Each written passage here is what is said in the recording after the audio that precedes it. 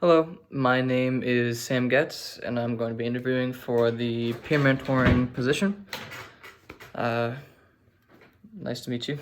Okay, so question one roughly reads, on an average, peer mentoring position is a 6-hour week job. How do I plan to balance it with my other responsibilities?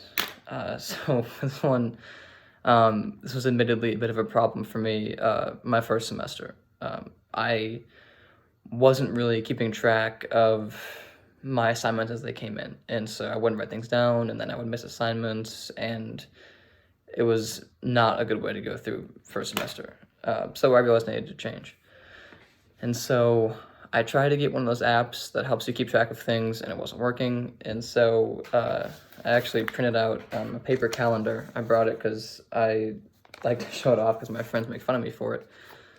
But that's what it took for me, to be able to kind of see things and spread it out and just look at the month as a whole and not miss anything. So assuming I have 6 hours a week to add to my schedule, just keeping something like this that I can look at and write everything down is a really good way for me not to miss anything and just stay organized and stay on top of it. Question two. Describe a time I've had to deal with a difficult situation, and what did I learn from it?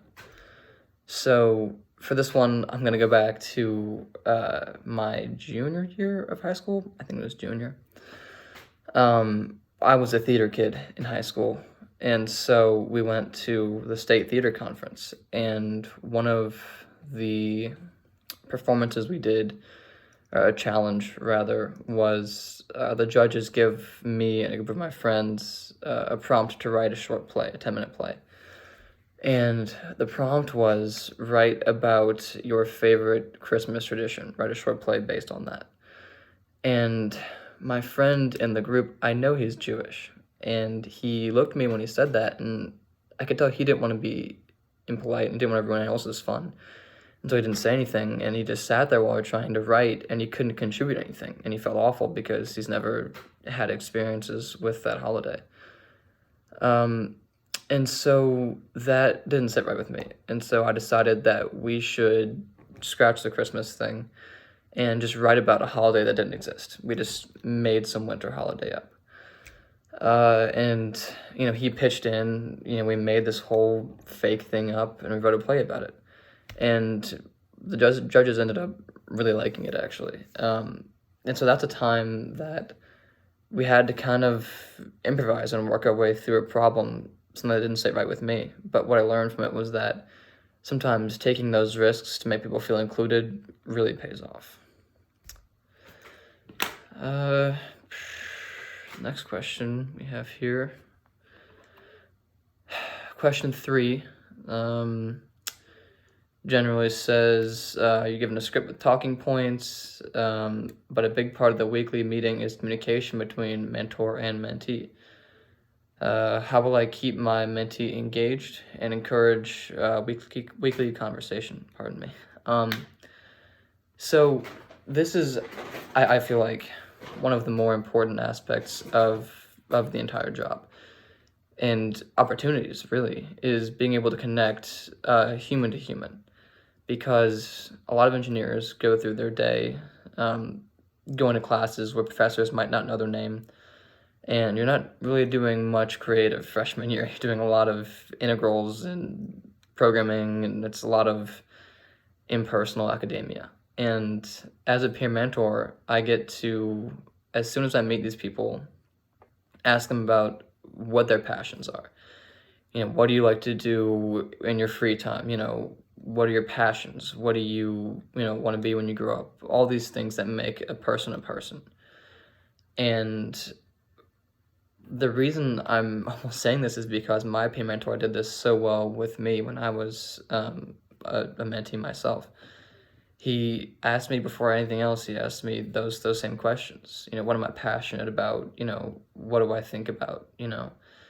And every meeting he would start with, how is triathlon club going? Or how is your girlfriend? Or all these questions that no one else was asking me because no one else cared. But you could really tell that he did.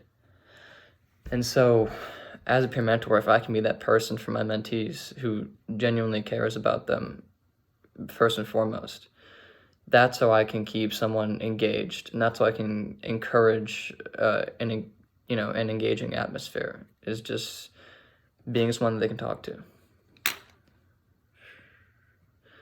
So I gotta scroll down real quick. Okay.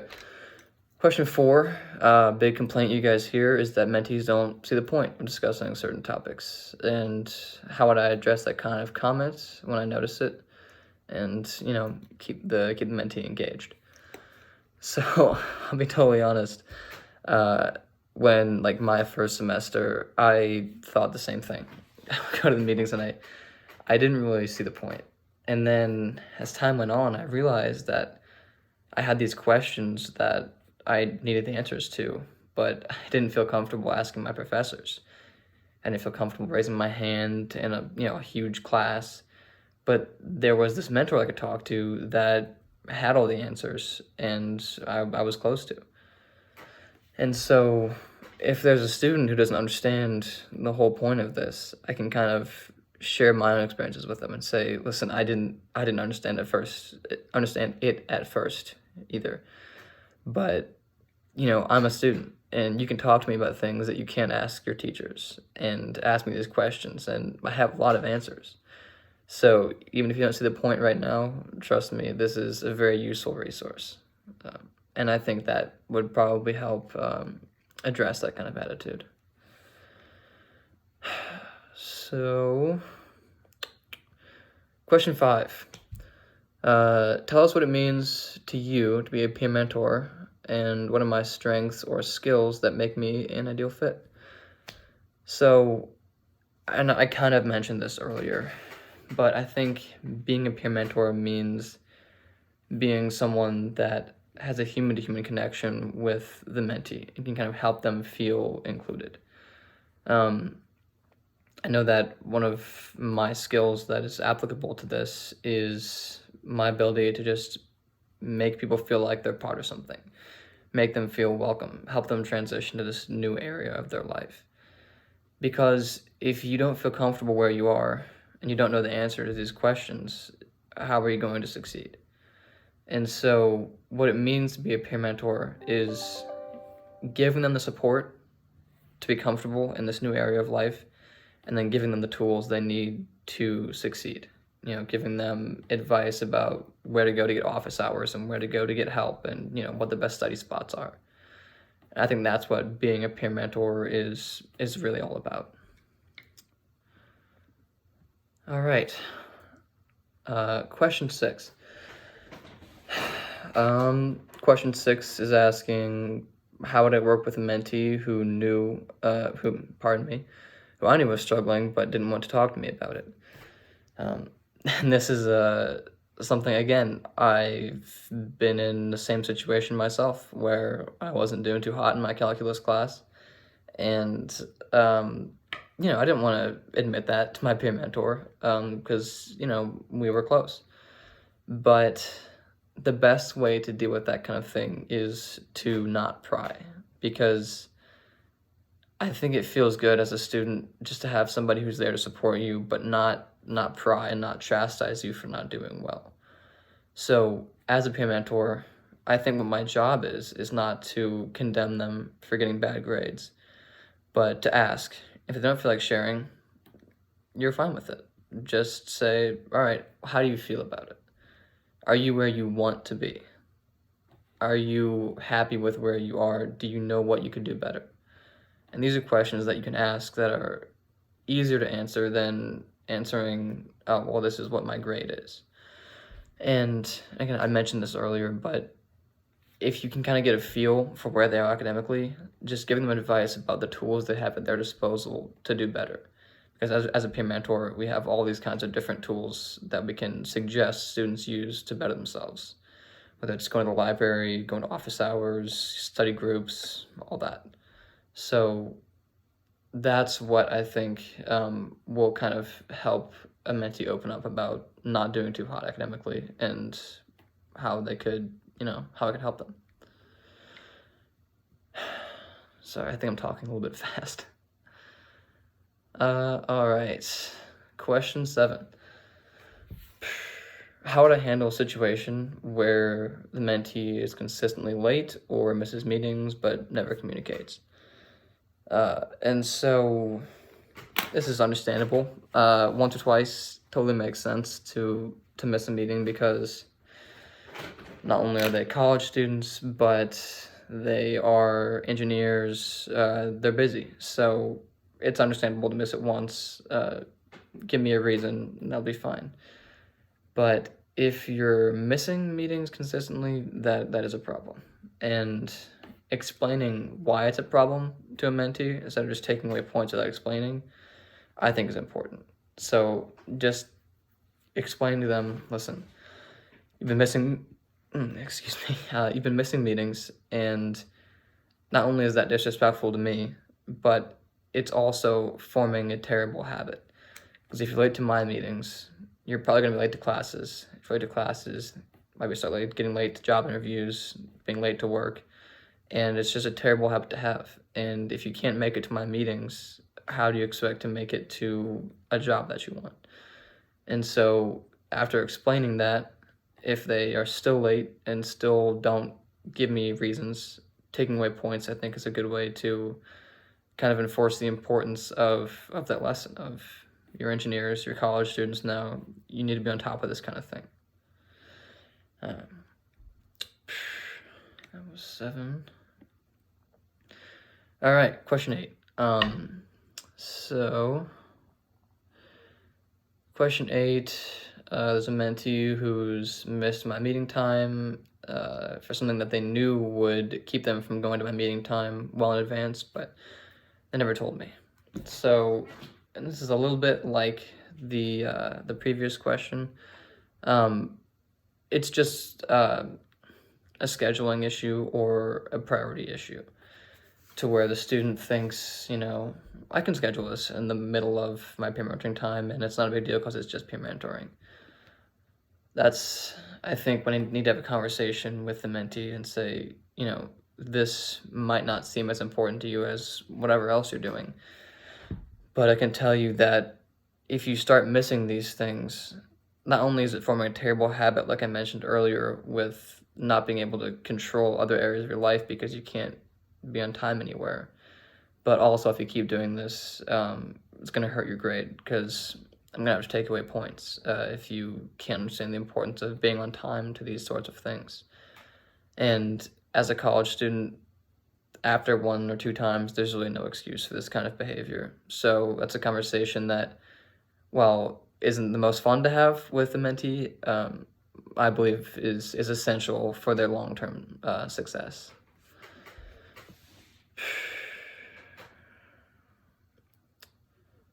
Okay, question 9. Question 9. How would I connect with a mentee that has a different academic philosophy than myself?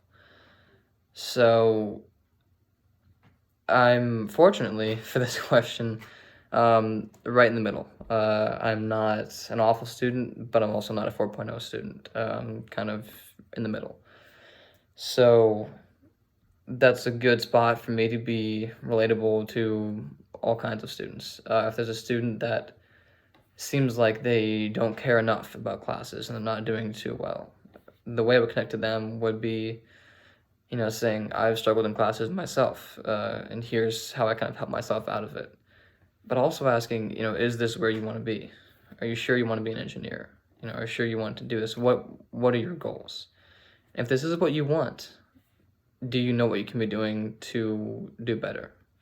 And if they don't, there's all those tools I mentioned earlier that the university offers, and there are a lot for engineers. The Math Help Center, all these kinds of different things that they can utilize to help themselves succeed. And so connecting on that level, I think, is important for students who aren't putting in what they need to put in to get out what they want to get out. And on the flip side of that, there's the 4.0 or die students. And there's plenty of those in engineering. I know many of them myself. And academically, that's fantastic because they're doing super well. But that's not the likely the best case scenario, or sometimes isn't the best case scenario for overall wellness. I mean, some students can do it, can get 4.0s in engineering and they're fine, but a lot of them are just really stressed and really, really on the edge all the time. And so I think enforcing that idea of the all-around wellness of a student is very important. We actually, if I remember correctly, we got a sheet, when I was a mentee, we got a sheet that was roughly talking about the overall categories of wellness, how it's not just about grades, it's about spiritual health and financial health or wellness, emotional wellness, social wellness, physical wellness, etc. And I think if there's a student who's 4.0 or die, and I can tell they're not happy where they are, kind of bringing that out and being like, listen, there's so many things you need to focus on, and sometimes it's okay to focus on yourself and making sure that you're healthy and that you're happy, instead of staying up till 4 a.m. reading textbooks every night. And just kind of telling them that, yes, I'm here as a mentor for academia, but I'm also here to make sure that you, as a human, are okay and you're happy where you are. So with those students, I think that's an important stance to have. Oh, and also question 9 also asks, how to connect to a mentee that does share the same interest in your major. And I'm not sure if that's supposed to say doesn't, if it's a typo, but taking it as it is, a mentee that does share the same interest in my major, seems easy enough. I'm extremely interested in my area of study. I'm passionate about it, and having someone to share that passion with is fantastic, because we can motivate each other to, do those assignments and do the hard work so we can keep doing what we love, Okay, question 10. Okay, so if there's anything on my resume I could highlight, what would it be and why would I choose it? So I'm not sure how much or how into depth I went on this experience of mine on my resume, but I'll just give you a brief recap. The Future Leaders volunteering is what I would kind of like to highlight. And Future Leaders was a program I was in high school, where essentially they would take these middle school kids, over the summer before they would move into high school, and they'd bring them to the high school for like a 3-day summer camp. And as a high school student, as a junior, I would take these kids around and show them their classes. I'd introduce them to the teachers, and I would show them how to operate the high school's computer systems and show them the best study spots and all these kinds of things. And the program's whole goal was to help these kids feel comfortable in this new kind of area of life. And the reason I would choose to highlight that in this interview is because, in a manner of speaking, that's kind of what peer mentors do for freshman engineering students. For Future Leaders in high school, I helped middle schoolers make that transition into high school students and help them feel comfortable where they were so that they could succeed in high school. I helped give them those tools to be successful. As a peer mentor in college, I'm essentially doing a similar thing for high school students transitioning into college, because that's a big jump. And having somebody who you can talk to, such as myself, hopefully a peer mentor, and just helping these people transition into college and be more comfortable in who they am, comfortable in this new setting, and then give them those tools to succeed. All the tools I've mentioned several times now, giving them those tools, I think, is invaluable. So that is something I think is applicable to this position. Question 11, arguably the hardest question. If I can meet one person, living or not, who would it be? So I'm a distance runner, and of course I gotta say Eliud Kipchoge. He is the most prolific figure in the sport. He's held numerous world records, gold medals. He's the fastest. He's been called the fastest human being because he broke the 2-mile barrier of the marathon recently. And I think he is one of my role models for sure. on one side academically, or not, well, not academically, athletically, because, you know, he's the best in my sport, so obviously I'm going to look up to him. But also in the way that he is extraordinarily wealthy, because, you know, he's an all-star athlete, so of course he's wealthy, but the man lives in a hut, essentially, and when he's training, he lives in Kenya in a training camp, and he sweeps the floors, he does the dishes, he drives an old Corolla. He is just the most down-to-earth, rich, successful person you've ever seen. And one of his quotes that I love is, no human is limited. And I love that quote in all its cliche glory, because whenever I'm trying to make excuses for myself as to why I can't do things, why my life is hard, I think about that. I think about all he's accomplished. And so if I was going to meet one person, it would definitely be Kipchoge, and maybe he'd let me tag along with him for a run. Who knows, you know? So that is all the questions. I thank you for your time, and have a wonderful night.